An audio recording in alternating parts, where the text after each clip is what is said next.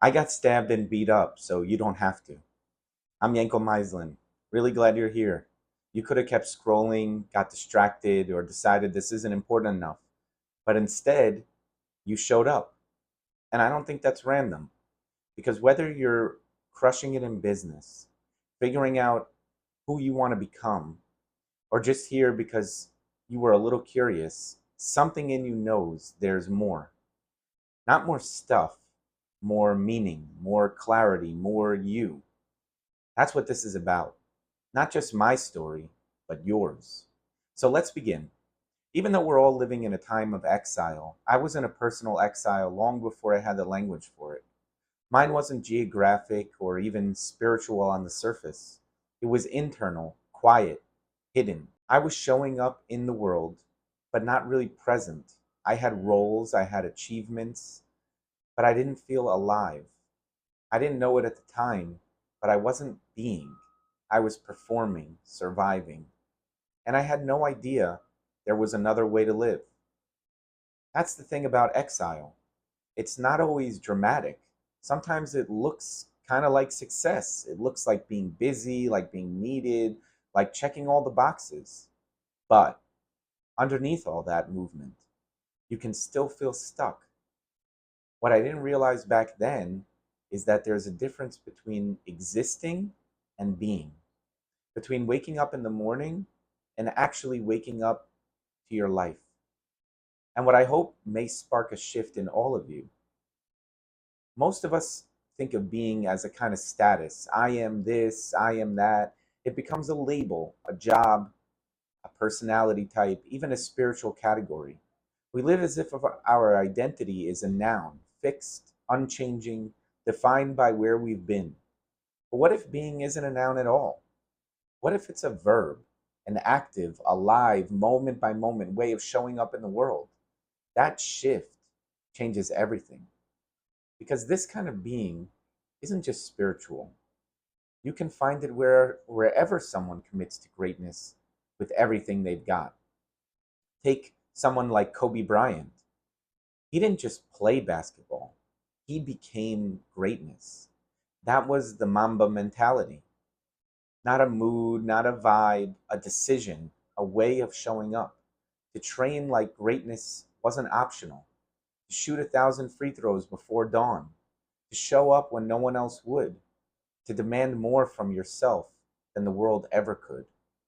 That's being, not as a label, but as a choice, as a way of life.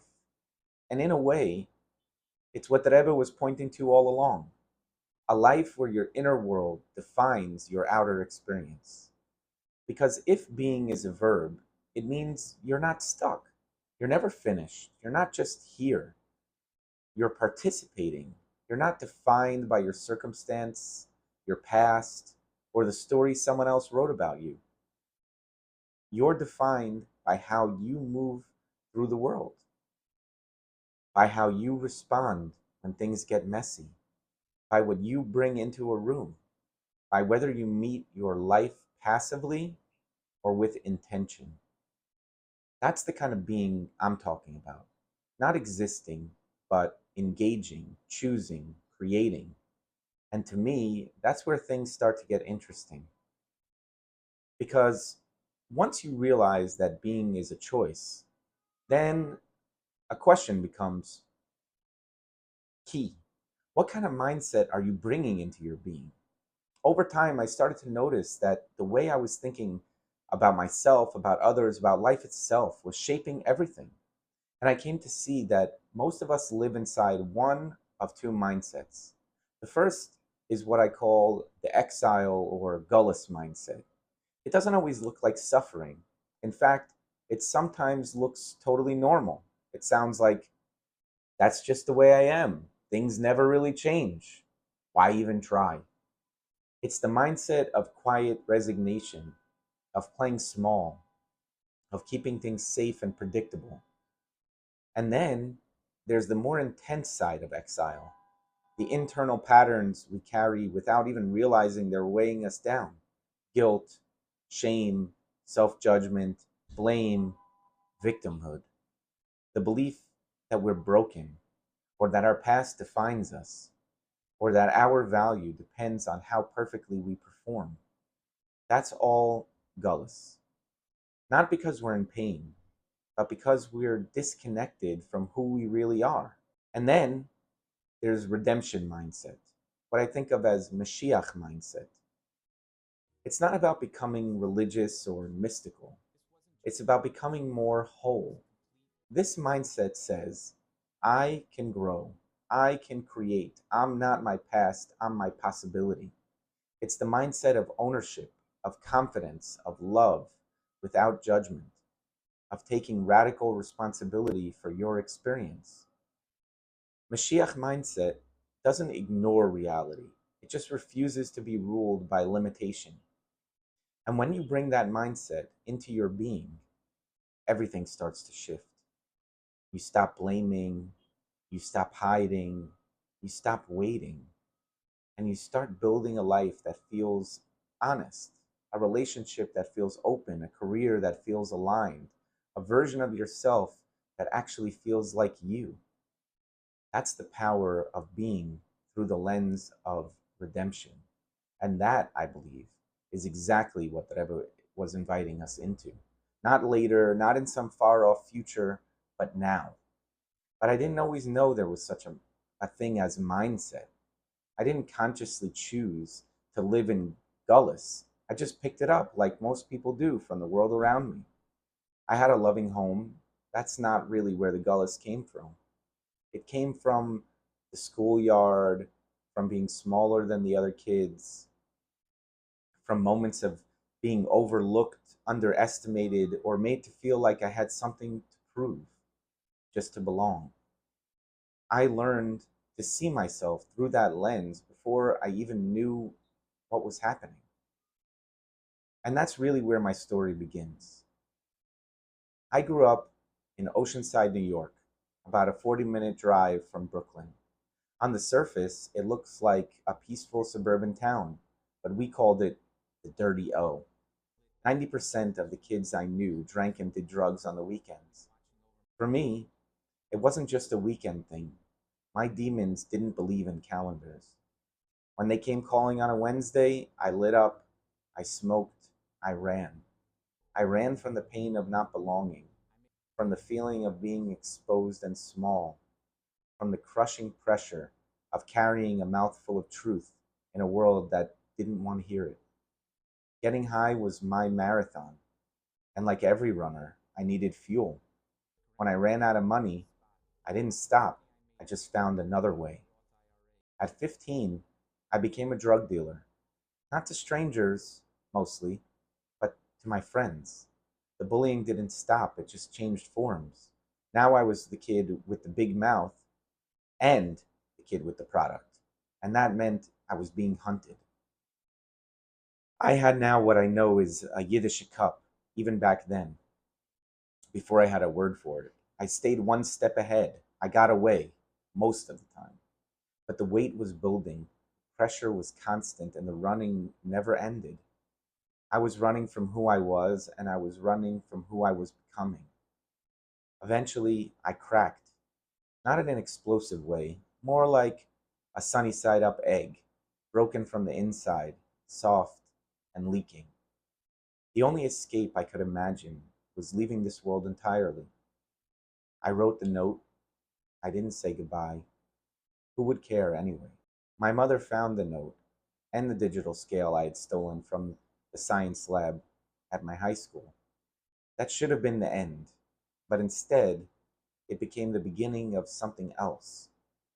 I was sent upstate to rehab, plotting, hiding, waiting it out. When my time there was done, they placed me in a rehab high school. Day one, I told the therapist, I have no intention of changing. I'd live in a cardboard box if it came with a never ending supply. I was 16. I couldn't see myself living past 25, and I didn't expect to make it to 17, quite honestly. The school was meant to last 6 months. I stayed for 24. And even then, I wasn't done running. Just when things could have turned a corner, life sent another curveball.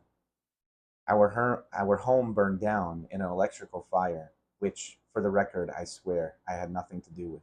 We moved into a hotel while our house was being renovated and repaired, and for some reason, my parents thought it was a good idea to give me my own room. I saw it as freedom. I used it as cover. I found ways to beat the system. I learned that if I drink enough water over a weekend, I could flush a month's worth of dirty urine out of my system in just 48 hours. I was drowning myself, literally. Drowning so I could keep running. Eventually, I got sloppy. Maybe I got tired. Maybe I wanted to get caught.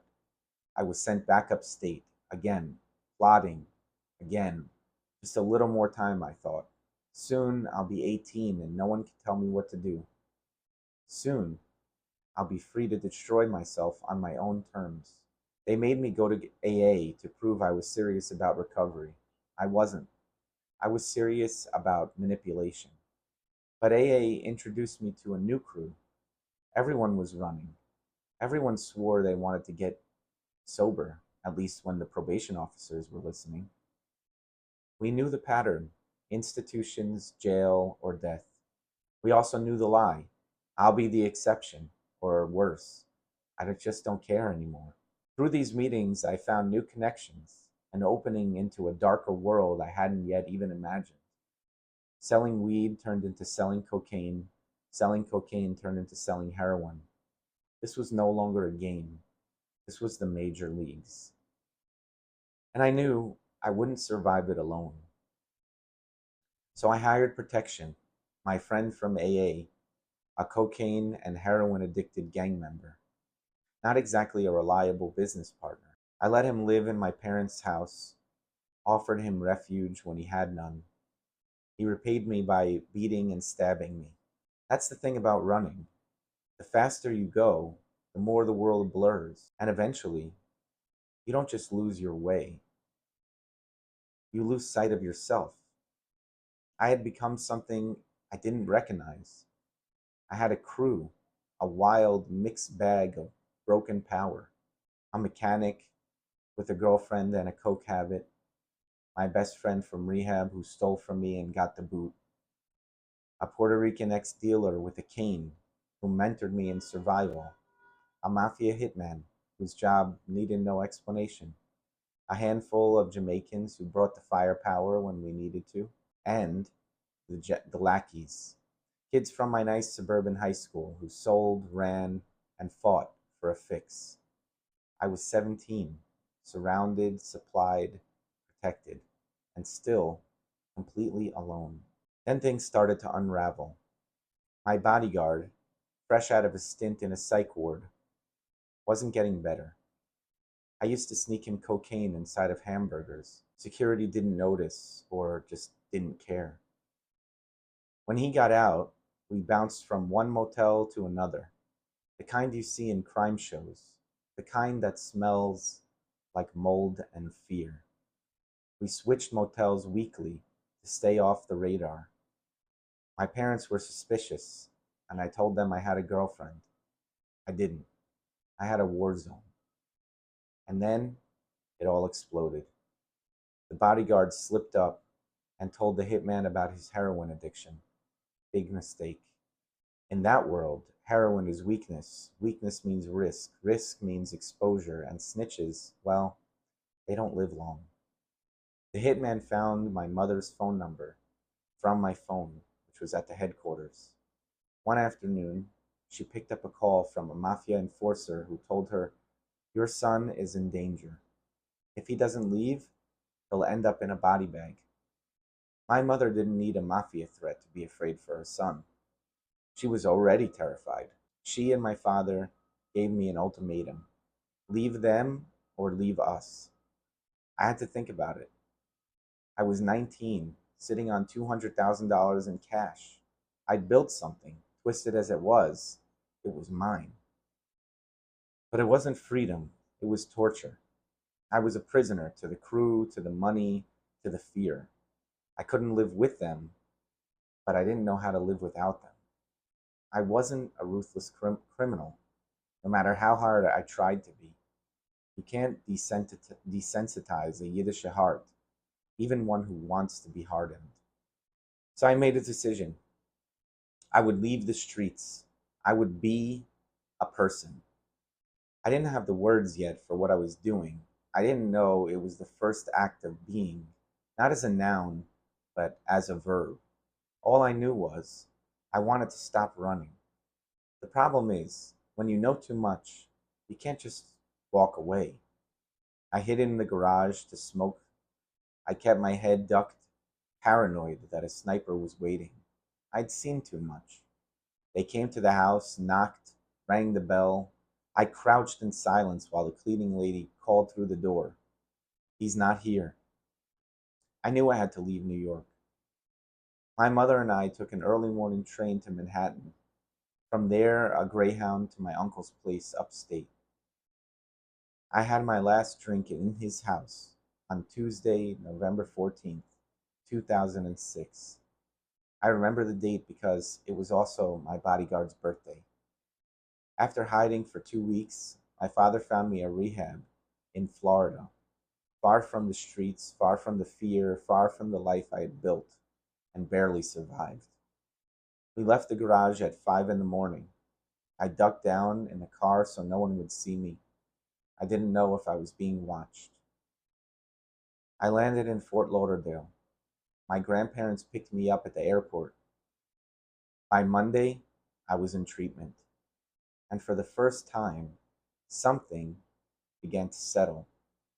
I wasn't safe yet. I wasn't healed, but I wasn't running. In rehab, they told us something that stayed with me. If you want to stay sober, you need a higher power. At the time, I was an adamant atheist.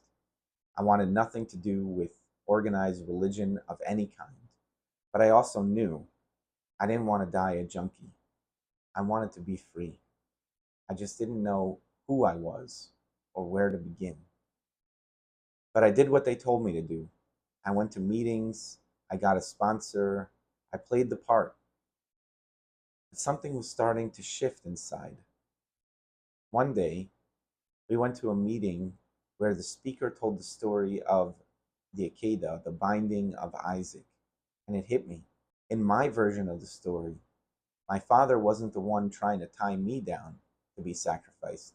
I had tied myself to the altar, and I was forcing him to be the one to lift the knife. I cried, and I never cried. I had numbed myself for years, but something cracked open. That night, I prayed. I didn't know how. I didn't even know who I was praying to, but I asked for guidance. The rehab took us to the beach a few times a week, early, before sunrise, to meditate. I sat by the water and started to reflect on everything that had brought me to this moment. I knew I had to find God if I was going to survive. I just didn't have a choice. But who was he? I started to remember bits and pieces from Hebrew school. I remembered the God who took our people out of Mitzrayim, out of Egypt, who freed us from slavery. Maybe that same God had pulled me out too. Not because I'd earned it, but because he never left. I realized I had been trying to fill a God shaped hole with weed, with power, with money, and none of it worked. Because maybe the hole was never meant to be filled with those things. Maybe it was only ever meant to be filled by God. That was the beginning of turning towards something real, of being, not as an escape, not as a performance, but as presence. It wasn't perfect and it wasn't overnight, but it was the first honest yes I'd said to life in years. I had prayed once, but I wanted to pray again. There were a few guys in the rehab who grew up religious and had left the fold, and I asked them, how do we pray? I remembered something from my childhood, my bar mitzvah, tefillin. I called my father and I asked him to send me my tefillin, my talis from my bar mitzvah. I could read Hebrew, but I didn't understand it. So I asked him to send an English prayer book a chumash, and he added a tehillim. While I waited, I started praying anyway, and I used a bed sheet for a tallis. One of the guys showed me what he remembered: 3 steps back, 3 steps forward, face east. I tried it, and there was something about it that felt quiet. I didn't understand what I was doing, but I liked the stillness, the rhythm, the pause. I was on my way out of Egypt, not completely free, but no longer enslaved. The director of the rehab was Jewish, and he noticed the yarmulke, the bed sheet, the fire slowly returning to my eyes. He told me about a rabbi nearby, someone whose mission was to help Jewish people in recovery. I got permission to go to his house for a Friday night meal.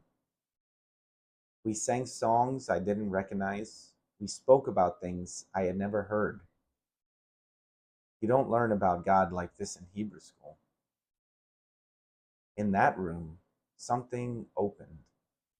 I looked around, and on the wall was a framed photo of a man I didn't recognize.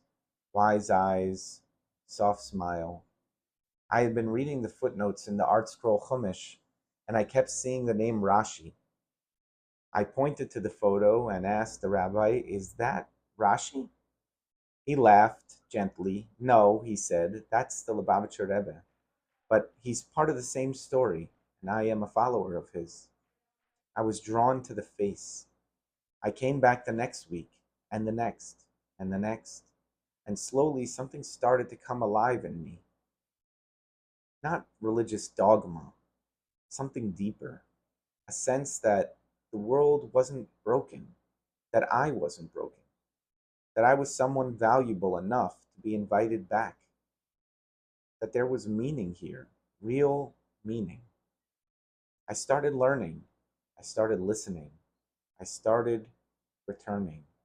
What I found was a new kind of calling, not just to recover, but to become, to change the world, not by escaping it, but by revealing its soul, to become the most honest version of myself, to live in alignment with something higher, to stop performing and start participating. The more I learned, the more I began to see that this wasn't about becoming someone new. It was about remembering someone I had forgotten. There was always something inside me that knew. This was my God, not just the God of our ancestors, the one who had walked with me through chaos and brought me out the other side. And after everything I'd seen, everything I'd lived through, I couldn't ignore it anymore. After all, there aren't that many people whose lives were saved by someone whose job is to take it. And somehow, the Rebbe's voice, through his students, through his teachings, through his presence on that wall, had reached me too. Not to make me religious, but to remind me that I could live, that I could become, that I could be.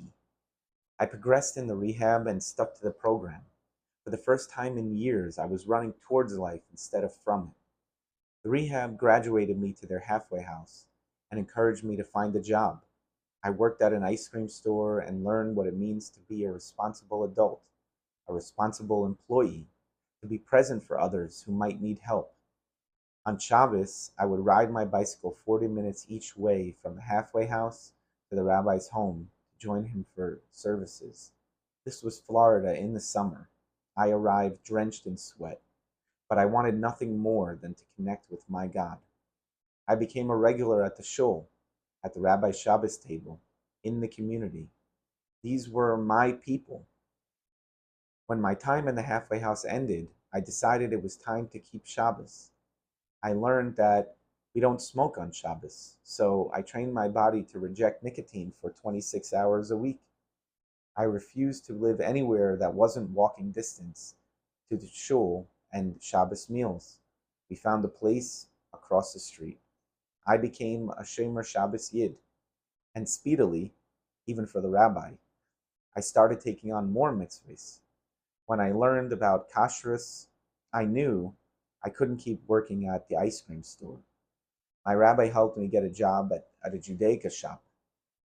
I spent all my extra money on books. I didn't want to be just religious. I wanted to understand, to grow.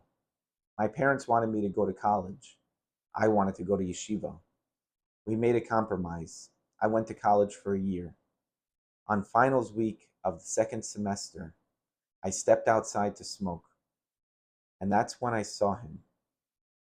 A man walking straight towards me, a rival dealer, someone who had tried to rob me just a few months earlier. I had a beard now, a yarmulke. My heart started pounding. I was afraid he'd kill me right there on the spot. Somehow, he didn't recognize me. To this day, I have no idea what he was doing at that small town college in Florida, but I knew I couldn't stay there. I never set foot on that campus again. I had gotten everything I could from that community and everything I needed. They trusted me. They let me play with their kids. They invited me for meals. I tutored some, babysat others, and I watched and learned how to carry myself like a chassid. But it was time to go deeper. My parents weren't thrilled. They wanted a professional, not a rabbi.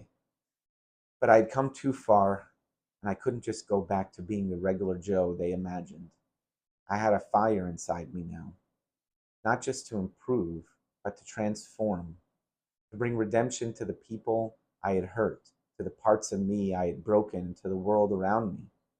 And that kind of transformation needed yeshiva. Not in New York, too risky, too close to my past. Then I heard about a Baal Tshuva yeshiva in Kfar Chabad, Israel, a village quite possibly the middle of the world, the perfect place to hide and be reborn. In Kfar Chabad, I learned under Rabbi Gafni, a legendary mentor and spiritual father to many. He taught us how to learn, how to pray, how to live as someone who is becoming, not just someone who once became. I soaked up the Tanya, the Gemara, the building blocks of a new inner world. I sat with the Rav every week, bringing questions, big ones, and he answered with love and with patience. I wanted to understand the Rebbe without a filter, so I taught myself Yiddish. I started translating Likutei Sichos. Aside from becoming frum and raising my children, it's still one of my most proud accomplishments. When it came time for a shidduch, I wrote to the Rebbe. The answer came clearly. Don't let the couple break off the match because of Yerushalayim.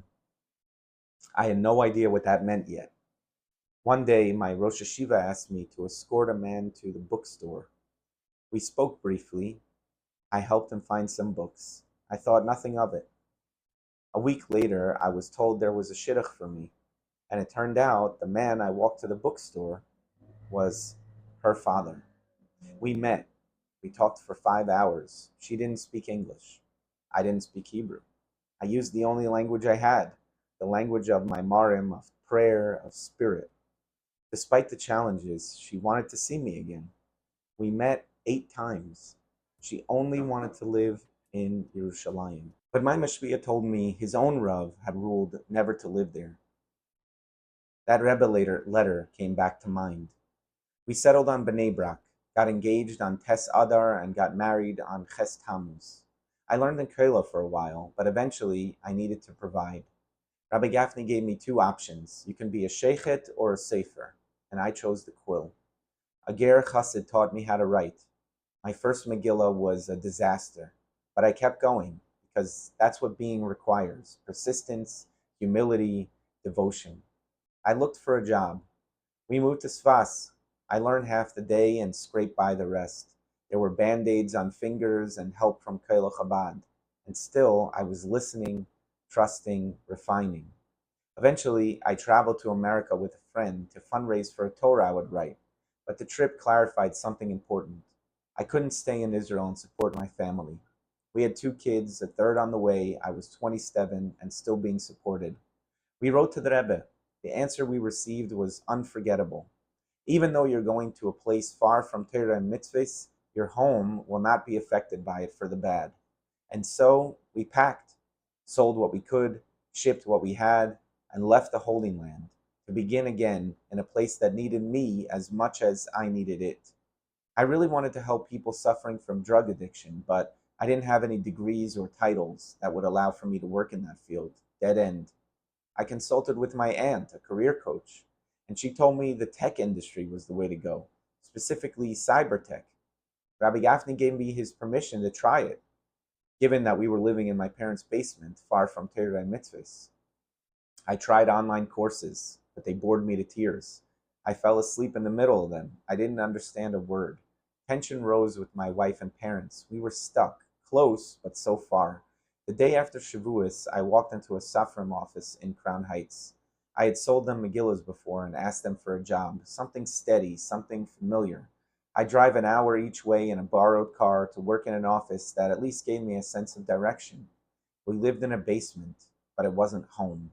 My wife was miserable, not because of my parents, chas v'shalom, but because she felt imprisoned in an isolated place with no one around, no stores to walk to, and no friends. A golden jail cell, she called it. We needed to move. Through a gift from my aunt and uncle, we were able to afford an apartment in Crown Heights, and we started over again. I took on more responsibility at the Safram office and became a Magia, a checker. I started writing again, mezuzahs, Torah, tefillin. I found a rhythm. I was breathing again. Grateful to my boss, I felt I had rediscovered some footing. But with time, I began to feel the limits of parchment and ink. I had grown. What once felt like purpose now felt like preparation. The truth was, I had outgrown the work of a sefer, not because it wasn't holy, but because my deepest calling was shifting. I invested in coaching, at first to sharpen myself, to grow. But the more I peeled back the layers, the more I saw that the real gift wasn't in being coached, it was in coaching others. My entire life had been building towards it. The trials, the faith, the fire. I realized the story of my life has always been about helping people find the spark inside and fanning it until it becomes a flame. That was the moment I first heard the words that would change me.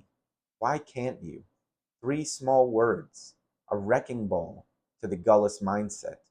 Why can't you write the book? Why can't you share your story? Why can't you change the game?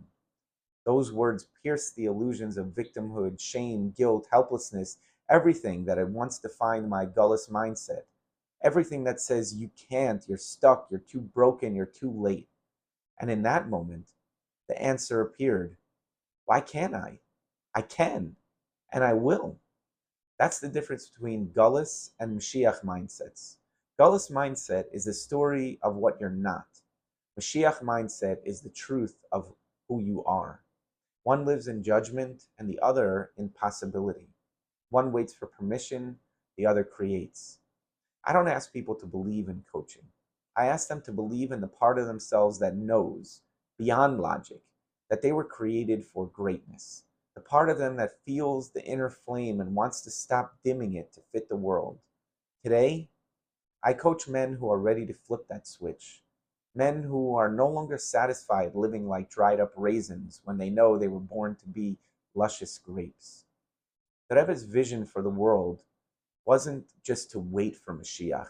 It was to live like Mashiach is already here. That means taking responsibility, living with love, not judgment, acting from courage, not shame, asking new questions that liberate instead of reinforce limitation. Why can't you? If there's even a flicker inside you that wants to believe the answer is I can, then maybe it's time we talk.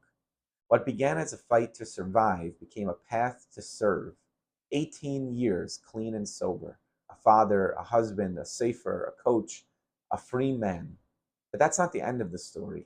It's the beginning of a different one. Because I didn't come all this way just to get out of the pit. I came to light the way for others. I've lived Gullus. I've also lived Mashiach. And I can tell you the bridge between them is real, and you were born to cross it. And in case you're wondering if this is only possible for people who've lived through extremes, let me tell you something I've learned from the quiet heroes I work with every week. You don't need to hit rock bottom to rise. You just need to stop living like your fears and patterns are in charge. For instance, I worked with a man who walked into every room with armor on, polished, controlled, calculated, On the outside, he looked successful, sharp, confident, but beneath that image was a silent exhaustion. He was always strategizing 10 steps ahead, never able to rest, never able to just be. He came to me because, not because his life was falling apart, but because something inside him knew this wasn't it. He was tired of living on defense. Together, we slowed things down, literally. I introduced simple meditation practices, 5 minutes a day of stillness, awareness, breath. At first, it was uncomfortable, but then he began to notice the way his mind rushed to control every conversation, every outcome. And more importantly, he started to catch himself in the moment, to pause, to choose differently. That's where the change happened. Not by fixing his life, but by shifting his way of being. Today, he's still sharp, but he's no longer hiding behind it. He leads with presence. He connects more deeply. He lives from clarity, not calculation. There was the man who was dating someone he deeply cared about, but he couldn't stop imagining what would happen if his family found out. He was certain they'd disapprove, maybe even cut him off.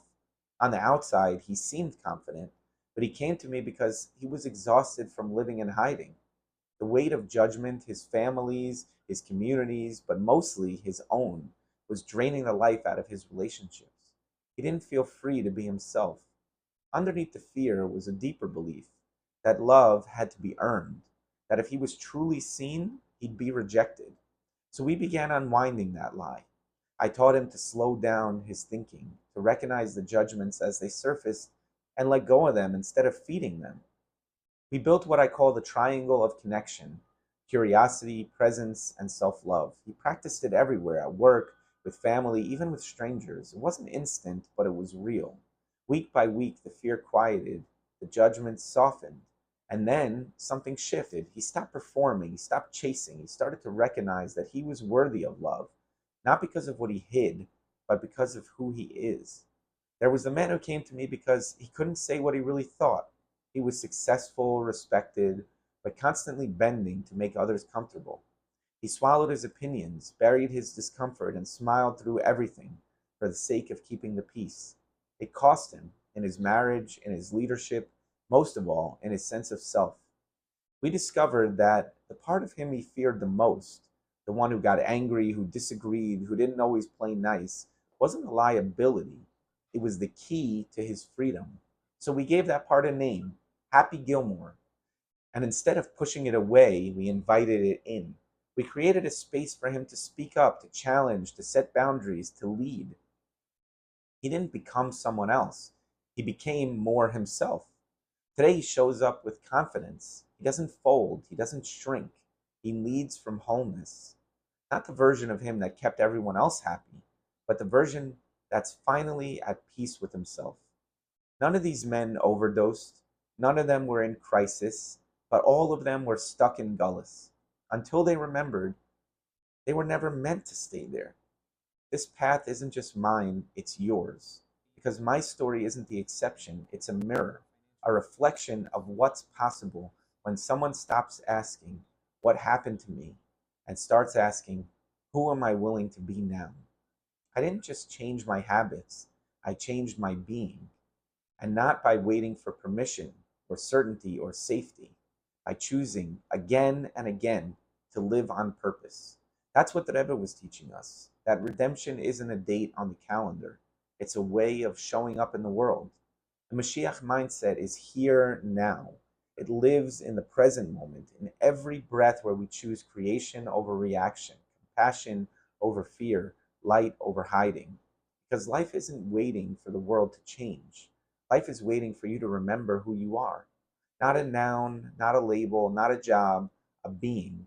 And the only question that matters now is, who will you be? If you like to find out, or even get a spark to find out what's holding you back, or even just to unload something weighing you down, I'd like to offer you the space to do so in a one-on-one conversation with me for 90 minutes. There's no investment for this conversation other than your time, intention, and willingness to join. As a special bonus gift, I'll also share with you 3 chapters from my book, The Journey to Oz, to help start you on your way to finding out who you really are and how you want to be.